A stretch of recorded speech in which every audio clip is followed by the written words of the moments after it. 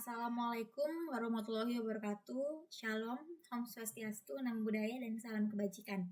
Izin perkenalan diri, saya Niputu Yustiana Natasha dengan NIM 2023-11131 akan membuat video penjelasan mengenai metode analisis sistem Orde 2 dengan menggunakan MATLAB. Jadi sebelum kita masuk pada apa saja metode yang akan kita pelajari, yaitu root locus dan Bode plot, saya akan mengingatkan terlebih dahulu, sistem Orde 2 ini dia itu hanya melihat jenis redaman yang dihasilkan pada kurva respon transien. Nah, yang kita pelajari sebelumnya ada 3 jenis redaman, yaitu ada underdamped, overdamped, dan juga critical damp. Nah, sekarang kita akan melihat dan mempelajari apa itu root locus dan juga apa itu Bode plot. Jadi, sebenarnya apa itu metode root locus? Nah, metode root locus adalah analisis kestabilan sistem dengan parameter penguatan K. Jadi, K ini itu adalah sebuah variabel penguatan agar sistem tersebut stabil dan merespon dengan baik. Nah, di sini ada 2 parameter yang kita amati pada root locus, yaitu ada pole dan zero. Poles itu apa? Poles itu merupakan akar-akar dari penyebut. Atau kalau teman-teman masih ingat, di pelajaran sebelumnya itu kita membahas mengenai num dan denum atau penilaian dari penyebut pada fungsi alih. Nah, poles ini merupakan akar-akar dari penyebut atau denum. Nah, sedangkan zero itu merupakan akar-akar dari pembilang atau num. Lalu root locus juga itu punya beberapa sifat-sifat, yaitu simetris terhadap sumbu real, poles dan zero itu berpasangan, menerapkan teori angle of asymptote, dan root locus itu berangkat dari pole ke zero. Nah, bagaimana bentuk pole dan zero itu kita akan lihat saat kita melakukan percobaan di MATLAB nanti. Lalu root locus juga memiliki beberapa kondisi, yaitu ada stabil, ada tidak stabil, dan stabil marginal. Nah, stabil itu seperti apa? Nah, stabil itu atau sebuah sistem dikatakan stabil dengan menggunakan metode root locus ini ketika parameter keduanya itu atau pole dan zero ini berada di sebelah kiri sumbu imajiner. Lalu ketika tidak stabil berarti salah satu parameter atau kedua parameter atau poles dan zero ini berada di sebelah kanan sumbu imajiner. Lalu ada stabil marginal. Nah, ini maksudnya apa? Ini adalah ketika zero atau poles itu berada di titik nol sumbu imajiner.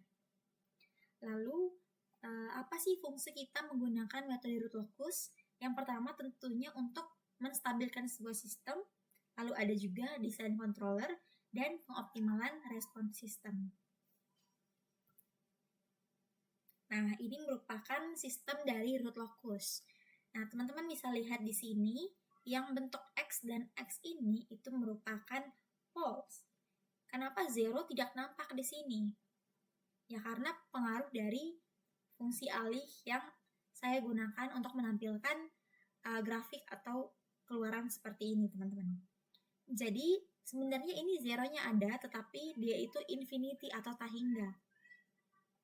Nah, ini bisa dilihat bahwa yang mana sih sumbu imajiner? Sumbu imajiner itu yang X, dan sumbu real itu yang sumbu.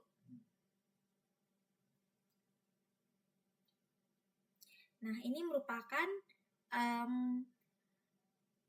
keluaran dari sistem root locus. Nah, tadi kan kita sempat singgung poles dan zero. Nah, poles dan zero di mana sih? Nah, poles itu adalah yang seperti ini, X ini adalah poles. Terus mana zeronya, Kak? Mana zeronya? Nah, zeronya nggak kelihatan karena pengaruh dari transfer function yang saya gunakan untuk menampilkan diagram seperti ini atau grafik keluaran seperti ini. Lalu kita akan masuk pada Bode plot. Bode plot itu apa? Itu merupakan metode analisis kesetimbangan sistem dengan menggunakan 2 buah kurva, yaitu gain margin dan phase margin. Nah, gain margin ini apa? Phase margin ini apa? Gain margin itu merupakan beda antara kurva magnitudo dengan 0 desibel pada frekuensi yang menyebabkan sudut fasa. Dan cara mencarinya itu nanti kita akan lanjut pada percobaan. Lalu di sini juga ada WPC atau phase over phase crossover frekuensi. Nah, itu merupakan titik di mana nilai fase sama dengan minus 180 derajat. Lalu ada phase margin, itu merupakan beda fase antara kurva fase frekuensi dan 180 derajat yang memberikan penguatan 0 desibel atau WGC. Lalu ada WGC, itu titik di mana nilai fase bernilai minus 180 derajat. Nah, ini merupakan gambar dari kurva magnitude dan juga kurva fase. Nah, seperti ini. Nah, mungkin kita bisa langsung saja lanjut ke percobaan. Satu ini. Coba kita jalankan. Nah, ini. Oke. Bentar. Coba kita jalankan lagi.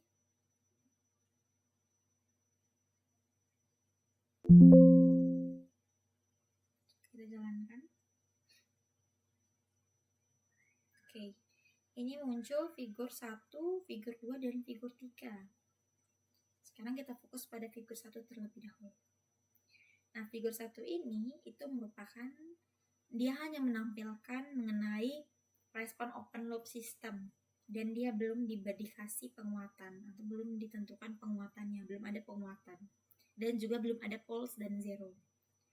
Mungkin segitu saja untuk figur 1, lalu kita akan lanjut ke figur 2. Figur 2 ini tampilannya seperti ini.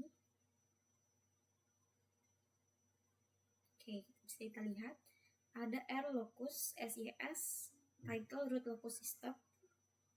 Nah, ini sudah ada sistem dari root locus atau sudah ada pulse dan zeronya.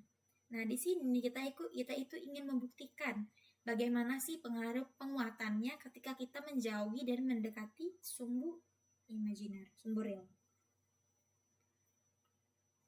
Bisa teman-teman kalau mau mencoba bisa klik 2 kali pada ini. Nah, kita lihat ketika kita mendekati, gainnya itu 0. Ini gain itu penguatan, ini 0. Dan ketika kita menjauhi, itu gainnya sampai 4,79 sekian. Nah, berarti ketika kita mendekati, ketika koordinat yang diberikan itu semakin jauh dari sumber real, maka penguatannya akan semakin, ketika menjauhi, penguatannya akan semakin kuat. Lalu ketika kita mendekati sumber real atau koordinatnya mendekati sumber real, penguatannya akan semakin sedikit atau semakin lemah. Jadi figur 2 itu kita ingin membuktikan bagaimana pengaruh penguatan atau pengaruh titik koordinat terhadap penguatan, tetap terhadap gain. Terus kita akan lihat lagi pada figur 3. Figur 3 ini bisa lihat di scriptnya itu kita menggunakan R-log fine. R-log fine itu apa? Itu digunakan untuk membidik untuk kita mencari pulse baru, penguatan baru. Ini yang gerak-gerak ini namanya R-log fine.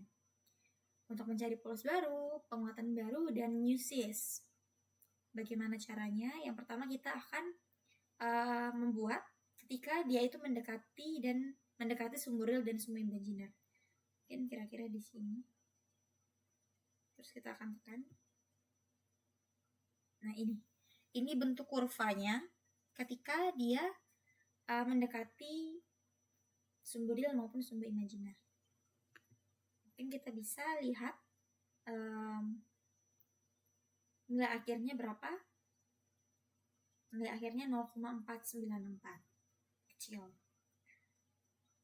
Lalu bagaimana? Di sini itu kita akan mencari pulse baru dan penguatan baru, atau mencari penguatannya, menentukan penguatannya, dan juga uses. Nah, kita lihat di mana? Bisa kita lihat di sini, di common windows. Nah, Nah, di sini ketika kita meletakkan atau membidik di koordinat yang mendekati sumber real dan juga sumber imajiner, penguatannya sebesar 0,9766. Ini muatannya. Lalu pulse baru yang kita dapatkan itu yang ini. Dan musis itu dapat dari sini. Musis ini bernilai seperti ini. Nah, kalau kita ingin membuktikan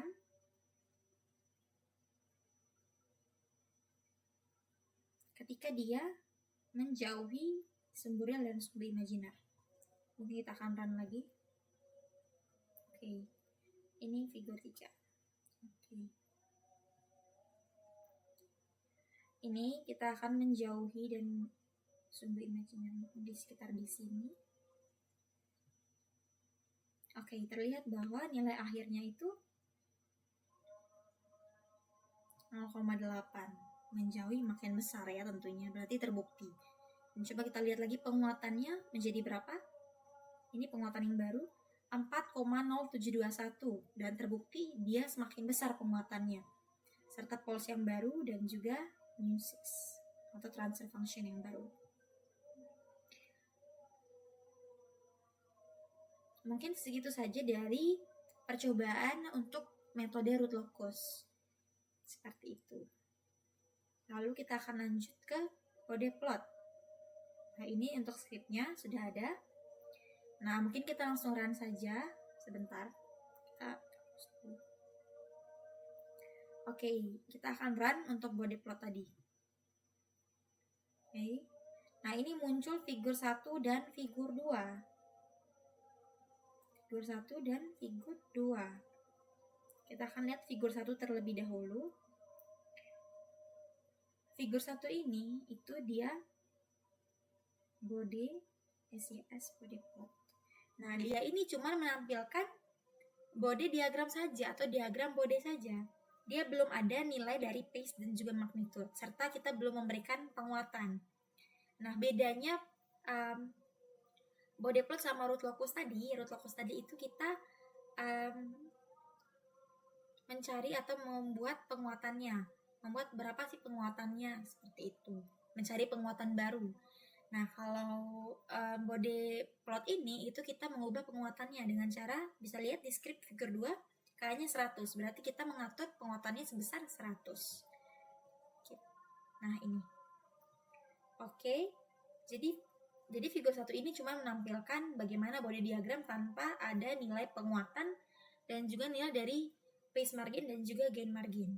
Nah, kita akan fokus pada figur 2. Nah, ini bisa kita lihat di figur 2 ini, di scriptnya kita mengatur K-nya itu sebesar 100 untuk melihat apakah dia stabil, tidak stabil, atau stabil marginal. Nah, kita lihat di sini, ini dapatnya GM-nya minus 34 desibel dan PM 8,49. Bagaimana sih cara mencari GM dan PM? Bawah terdapat body diagramnya itu. Nah, untuk figur 2 ini itu kita hanya memberikan atau kita sudah memberikan penguatan K sebesar 100 dan terlihat bahwa GM sama dengan minus 34 desibel dan PM sebesar 8,49. Bagaimana sih cara mencari GM dan PM? Nah, untuk mencari GM itu kita akan tarik dari kurva magnitude 0 desibel 0 desibel, kita tarik ke kanan. Nah, sekitar ini. Lalu kita akan tarik ke bawah sampai pada kurva phase.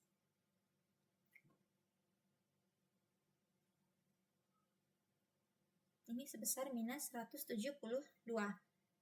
Nah, kita akan catat minus 172. Samaan dan menggunakan WGC dan WPC tadi, kita dapat bahwa GM-nya minus 34 dan PM-nya 8,49. Kenapa? Jadi mungkin segitu saja dari presentasi saya kali ini. Mungkin sekian dari saya.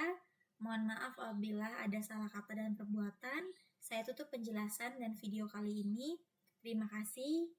Dan semoga penjelasan dari saya ini bermanfaat bagi teman-teman yang menonton ini.